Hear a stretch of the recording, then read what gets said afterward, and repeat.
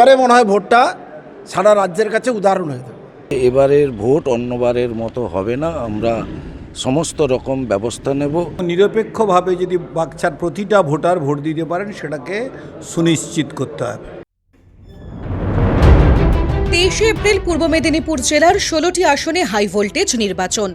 আর এই নির্বাচনকে অবাধ ও শান্তিপূর্ণ করাই এখন সবথেকে বড় লক্ষ্য কমিশনের।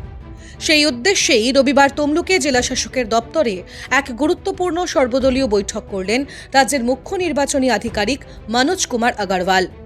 আমরা এখানে প্রত্যেক লোকসংখ্যায় মিটিং করতে চেয়েছিলাম। 16টা অ্যাসেম্বলি সিট আছে, প্রায় 40 লাখ থেকে বেশি ভোটার আছে।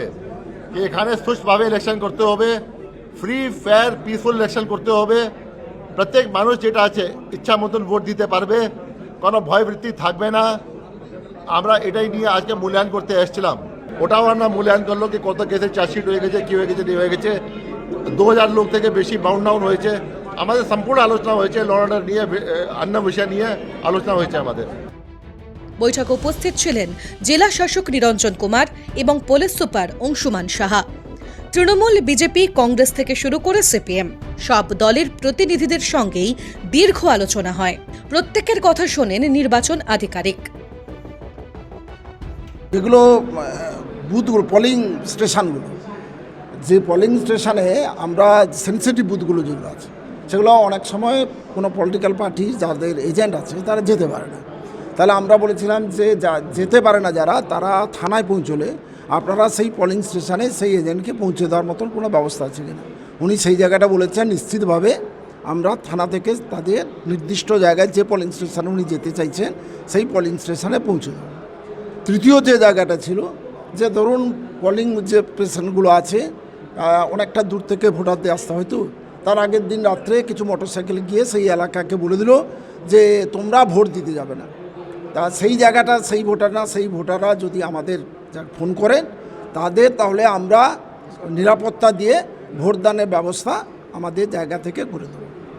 চতুর্থ যে জায়গাটা ছিল যে এখনও পর্যন্ত রেকর্ডিং যারা সমাজবিরোধী তারা বিভিন্ন জায়গায় ঘুরে বেড়াচ্ছে, তাদের সম্পর্কে আপনার জানেন বলে তাদেরকে লকআপে রাখার জন্য আমরা যা যা ব্যবস্থা করার সেই ব্যবস্থাগুলো করব। এবারে মনে হয় ভোটটা সারা রাজ্যের কাছে উদাহরণ হয়ে যাবে। আমরা স্পেসিফিকভাবে দুটো তিনটে বিষয়ে অভিযোগ জানিয়েছি। প্রথম অভিযোগ জানিয়েছি যে পশ্চিম মেদিনীপুরের সঙ্গে আমাদের যে পূর্ব মেদিনীপুরের বর্ডার আছে সবং এবং আমাদের বাগচার যে বর্ডার, সেই বর্ডারে নিরপেক্ষভাবে যদি ভোট হয় বর্ডার সিল করা এবং নিরপেক্ষভাবে যদি বাগচার প্রতিটা ভোটার ভোট দিতে পারেন সেটাকে সুনিশ্চিত করতে হবে।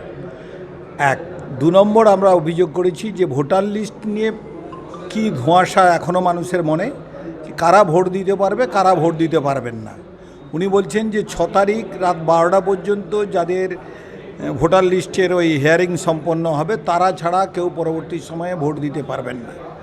আমরা আবার প্রশ্ন করলাম যে আপনাদের যে ট্রাইব্যুনাল হয়েছে সেই ট্রাইব্যুনালে যারা আবেদন করছে বলে আপনারা নিশ্চিত থাকুন ট্রাইব্যুনালে যারা আবেদন করছে কেউ ভোটার লিস্টে ভোট দিতে পারবেন না। সিও সাহেব বলেছেন যে এবারের ভোট অন্যবারের মতো হবে না, আমরা সমস্ত রকম ব্যবস্থা নেব। কিছুমাত্র গণ্ডগোল দেখলেই আমরা রিপোলের অ্যারেঞ্জমেন্ট করব। যত জায়গায় বিভিন্ন ধরনের যে অশান্তি তৈরি হচ্ছে সেগুলোও আমাদের খবর দিলে তাৎক্ষণিকভাবে ব্যবস্থা গ্রহণ করব।